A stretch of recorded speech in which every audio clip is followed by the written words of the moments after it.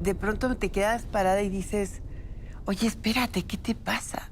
O sea, vengo a pedirte una información y no a que me hostigues. Yo ahorita salgo y digo la verdad, que además me vas a dar una información. Señor, no, o sea, no voy a salir nunca con usted. Me despidieron. Me acuerdo de algún jefe que decía que él sí era sensible a sus compañeras reporteras. Por eso él llevaba el calendario menstrual de todas nosotras, para saber cuándo estábamos tristes y cuándo no. Sin duda, las mujeres tenemos esta doble y triple responsabilidad de hacer las cosas y de además demostrar que lo sabemos y lo podemos hacer bien. Significa que uno tiene que sacrificar un montón de cosas por eso y hacer el doble de lo que hace un editor hombre para estar más o menos equilibrados.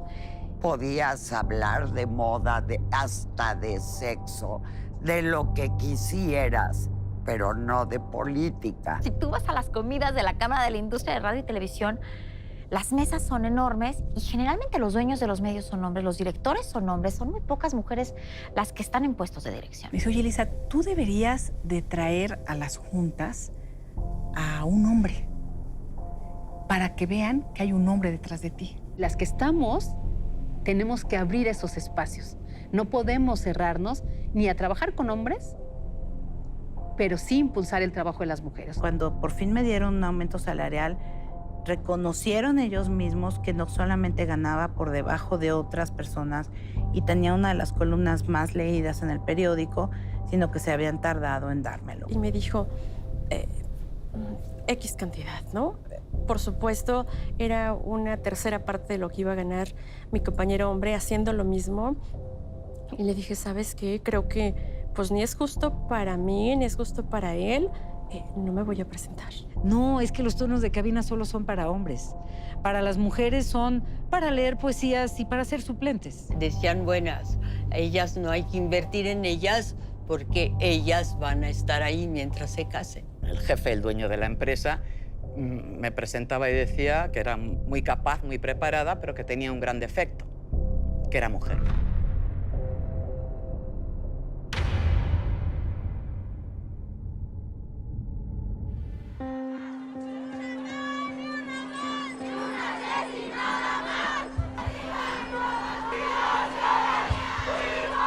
Machismo. Desprecio a la capacidad femenina. La amenaza latente de despidos. El hostigamiento. El impacto de la maternidad.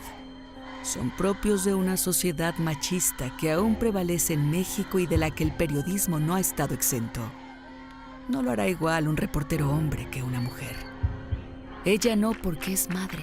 Que vaya un hombre. Tiene más autoridad un director que una directora. ¡Qué carácter está en sus días!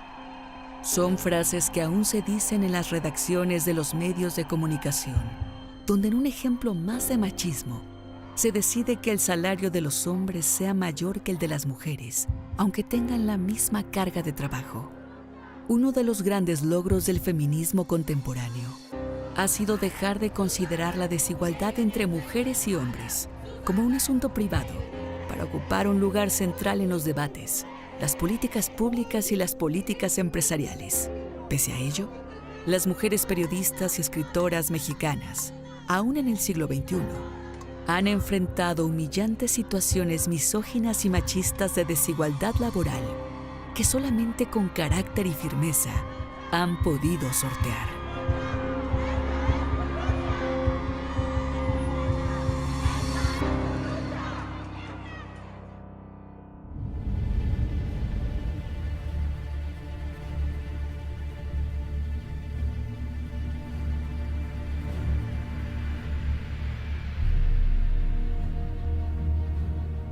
El mundo de la primera mitad del siglo XX era relatado casi exclusivamente desde la mirada de los hombres, y una rebelión nada silenciosa comenzaba. Europa y Estados Unidos fueron precursores. América Latina parecía dormida. También debían pasar unos cuantos años para que en 1932 naciera en París Hélène Elisabeth Louise Amélie Paula Dolores Poniatowska. En México, muchos libros y muchos premios después, le diremos Elena, solo Elena, y algunos, Elenita. Las mujeres se decía que iban a estar poco trabajando, por eso no se les daban reportajes muy importantes. Decían, buenas, a ellas no hay que invertir en ellas porque ellas van a estar ahí mientras se casen. Bodas, bautizos y reuniones sociales eran la fuente asignada a las pocas, muy pocas mujeres que fueron incursionando en el periodismo. Crónicas escritas por una joven y entusiasta Elena Poniatowska empezaron a cambiar el relato. Había una cierta manera de hacer las crónicas. Se decía apoteótica multitud, recibió al candidato con los brazos levantados. Entonces yo decía, el presidente llegó, se tropezó, se cayó, por poco sí se iba de bruces, alguien le ayudó, lo levantó. Y entonces eso cambiaba un poco la tónica. Ese es el cambio, decir la verdad, que es un gran cambio. La lógica dictaba que si en México predominaba el machismo, en las redacciones de los periódicos también. Podías hablar de moda, hasta de sexo, de lo que quisieras, pero no de política. Entonces sí costó mucho que entendieran que tenías el mismo cacumen que ellos. Sin duda, las mujeres tenemos esta doble y triple responsabilidad de hacer las cosas y de además demostrar que lo sabemos y lo podemos hacer bien. Al pasar de los años, las mujeres empezaron a pelear por fuentes cada vez más especializadas y se decidieron a hablar de política, economía, derechos humanos. Elisa Alanís soñaba con muchas cosas cuando empezó como reportera. Pero entonces, soñar con convertirse en analista política, conductora de noticias y directora de medios de comunicación era una osadía. Yo creo que lo más difícil que me ha sucedido, ya por ejemplo en puestos directivos, es que me crean. Llegar a una sala de juntas en donde hay puros hombres y que tu voz se escuche. Y recuerdo que en una ocasión, fíjate lo que me dijeron, no hace mucho, me dice, oye, Elisa, tú deberías de traer a las juntas a un hombre para que vean que hay un hombre detrás de ti.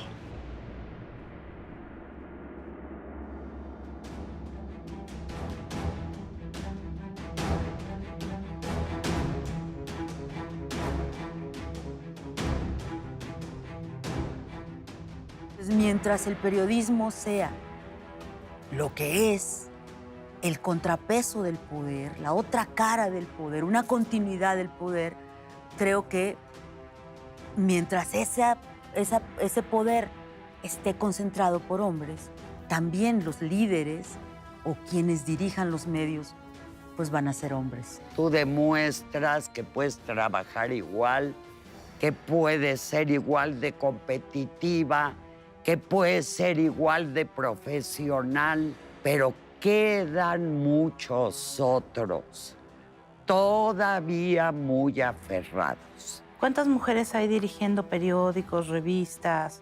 ¿Cuántas mujeres columnistas políticas hay?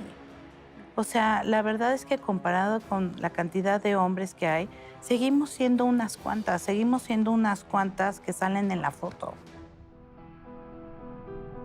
Muy buenos días. Hoy es jueves 19 de septiembre de 1985.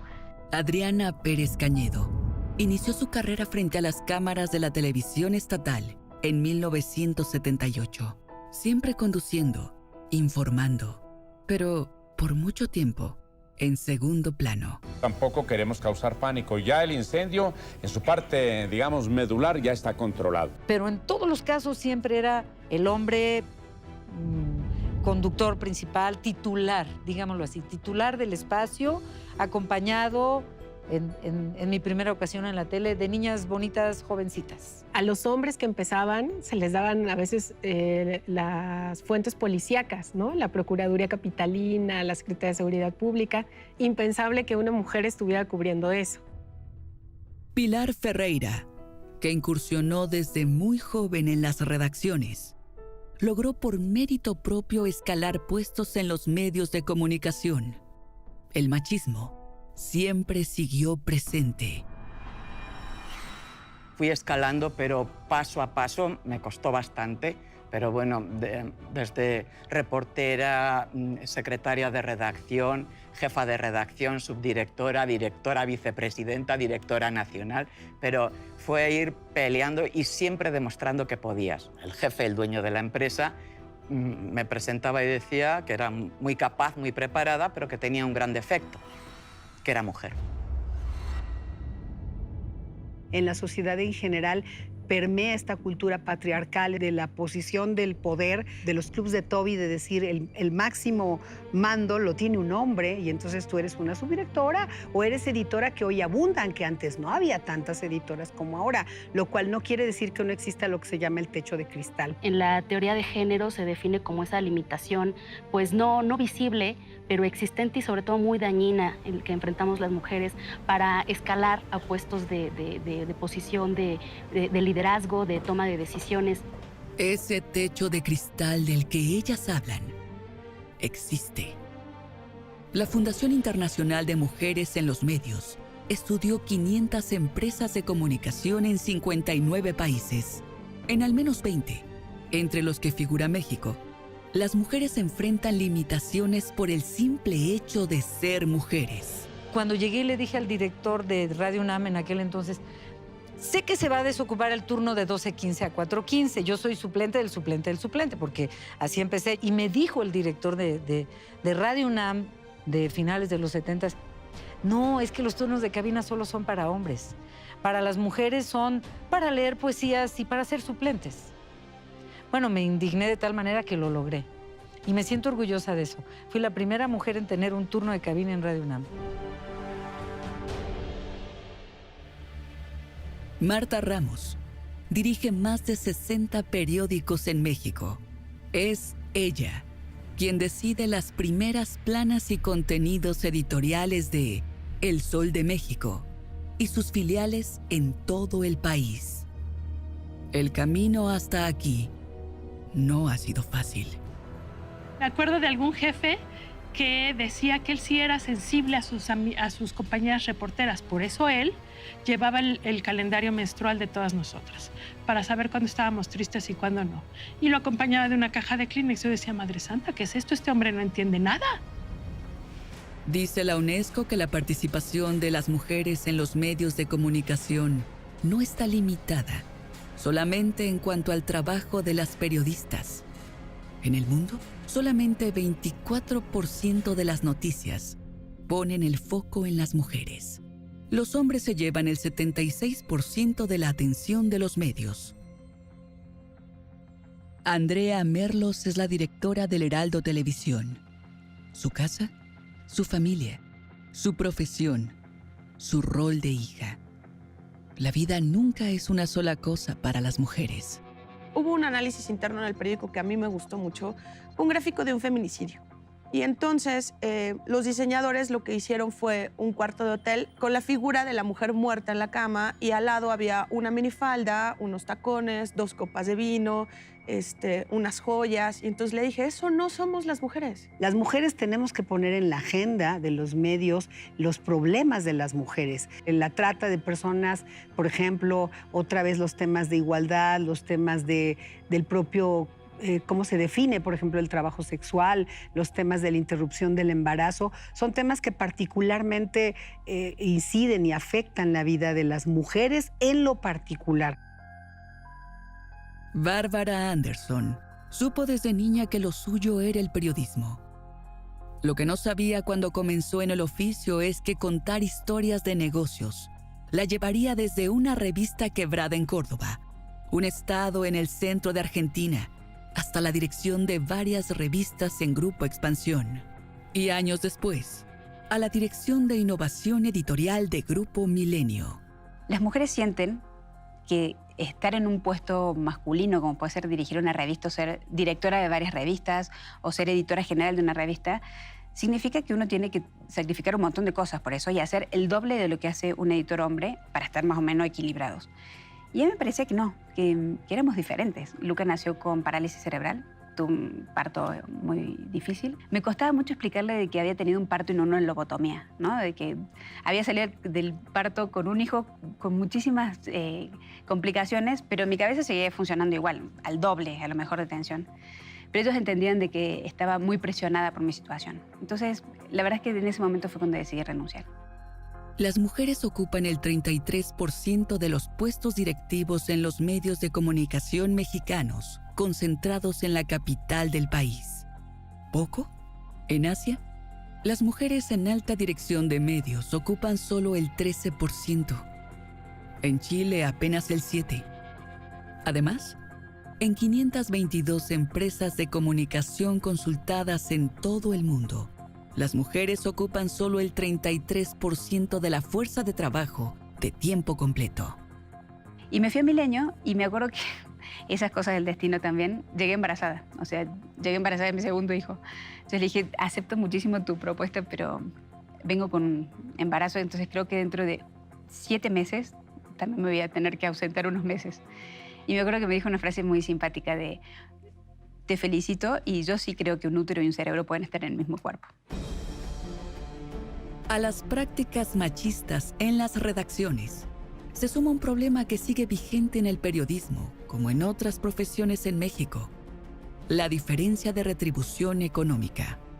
La Organización Internacional del Trabajo reportó que las mujeres ganan, en promedio, 20% menos que los hombres por tareas similares. Una vez pedí, ¿no? Pues, quiero ganar más. Me bajaron el sueldo. Por protestona, porque existe esa mala concepción de que van a trabajar menos días, van a pedir permiso para ir a cuidar al crío, al hijo que tengan, o para ir a la escuela, o para atender al marido o al padre o a quien sea. María Elena Vega, periodista especializada en finanzas y economía, recorre con naturalidad diferentes plataformas del periodismo. Columnista, conductora de radio y televisión, se ha caracterizado por explicar con sencillez los temas complejos de las finanzas públicas. También ha vivido las consecuencias del machismo. Me habían considerado para un programa en radio y entonces estábamos a 2 días de comenzar. Yo ya había presentado en algunas reuniones y le dije, oye, ¿no me has dicho cuánto voy a cobrar?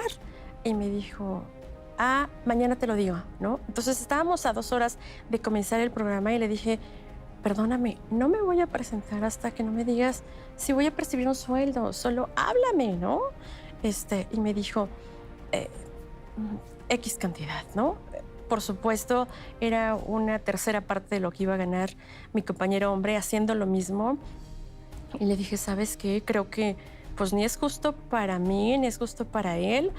No me voy a presentar. Si tú vas a las comidas de la Cámara de la Industria de Radio y Televisión, las mesas son enormes y generalmente los dueños de los medios son hombres, los directores son hombres, son muy pocas mujeres las que están en puestos de dirección. Pero esta es apenas la punta del iceberg, porque el machismo, la discriminación y la brecha salarial son a veces las menores de las preocupaciones con que tienen que lidiar las periodistas en México. Aquí, el mayor riesgo es el acoso sexual. Y a pesar de eso, solo 44% de las empresas estudiadas por la Fundación Internacional de Mujeres en Medios de Comunicación tiene políticas de igualdad de género y un 56% tiene reglas sobre acoso sexual. Es el que te observan cómo estás vestida. Te observan si ya engordaste, si ya enflacaste. Te observan si hoy sí te peinaste bien y dicen, ay, qué raro, ya tendrá novio, ¿no? Te observan si traes una bolsa cara o barata. Te observan si estás llorando y dicen, híjole, ya estás llorando. Te observan si te enojas y dicen, ay, consíganle un novio. Te observan todo el tiempo. Sí hubo ropa que me dejé de poner para evitar los comentarios de los compañeros y de los jefes. Sí había situaciones que evitaba con tal de que no se prestara a otra cosa. Sí hubo momentos en que recibía anónimos criticándome si yo salía o hablaba o si yo tenía una promoción en el trabajo.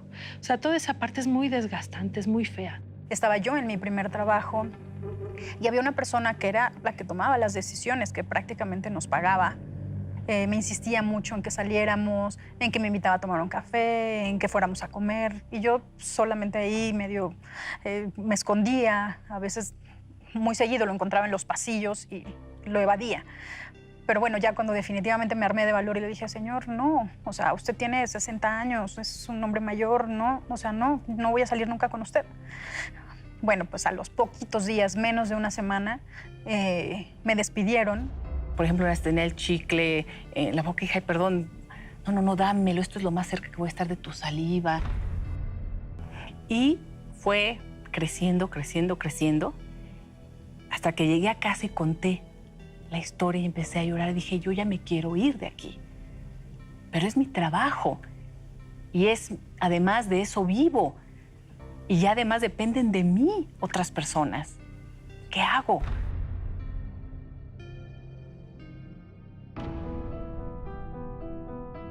Entre las tantas experiencias de San Juana Martínez está el sobrevivir al acoso sexual mientras reporteaba una historia de por sí ya peligrosa.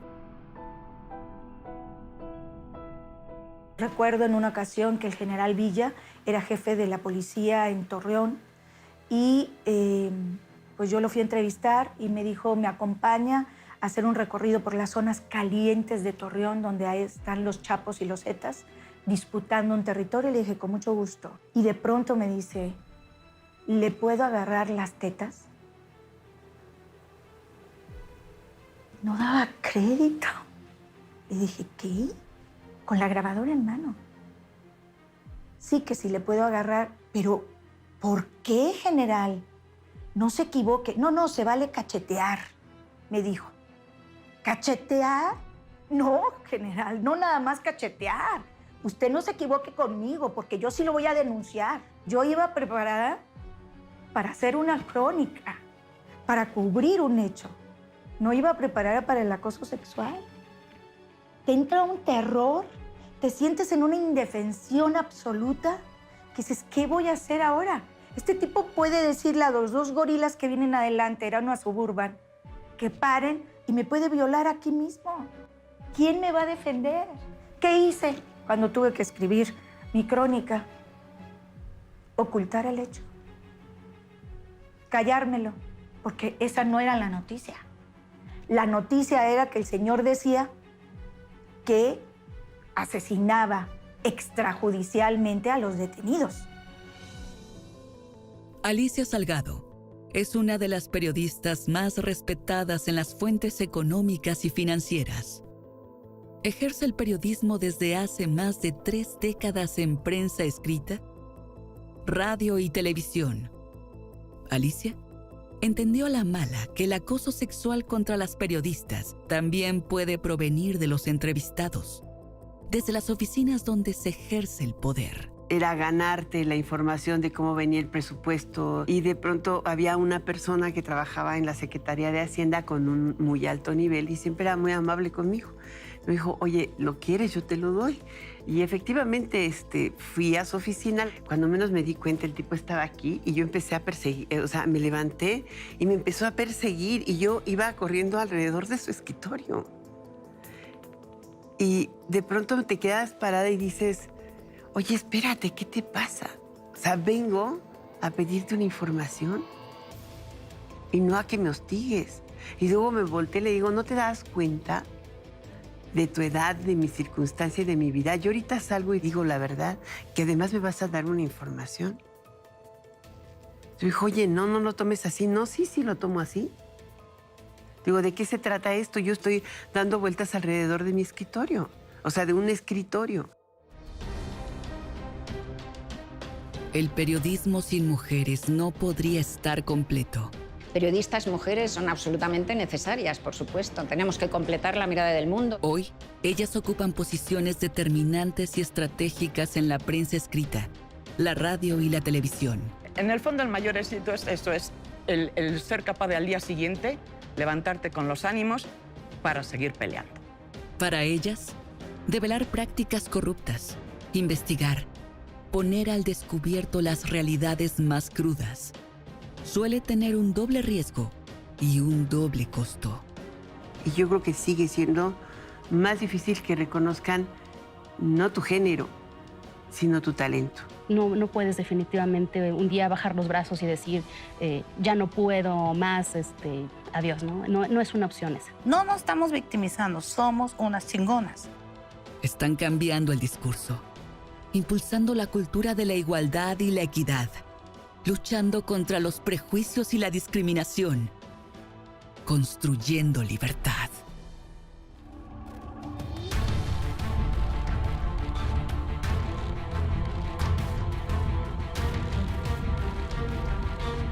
En el próximo capítulo de Guerreras de la Libertad. Observábamos que han llegado sola, como mujer, en una zona donde podrían entrar los insurgentes. Entonces todo el tiempo era, ¿qué está sonando? Ya vinieron, ya llegaron, ya entraron, ¿no? Son las 10 de la mañana y ya no hay nada que ofrecer a una fila interminable de personas que están esperando algo que comer. A los periodistas se nos pide objetividad. Es imposible no sufrir una afectación de algún tipo cuando ves una tragedia de esas dimensiones, ¿no? Veracruz se ha vuelto un lugar bastante difícil. 17 periodistas fueron asesinados durante este periodo. Ha sido unos años de una violencia tan brutal que yo creo que eso te simbra.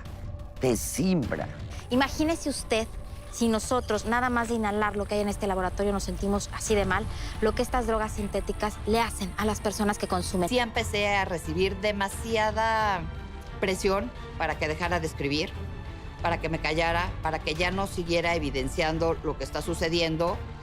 Y no lo hice, y no me doblé. Mientras la gente corre al revés, al refugio, un buen periodista corre en sentido contrario, corre hacia donde está, entre comillas, el peligro.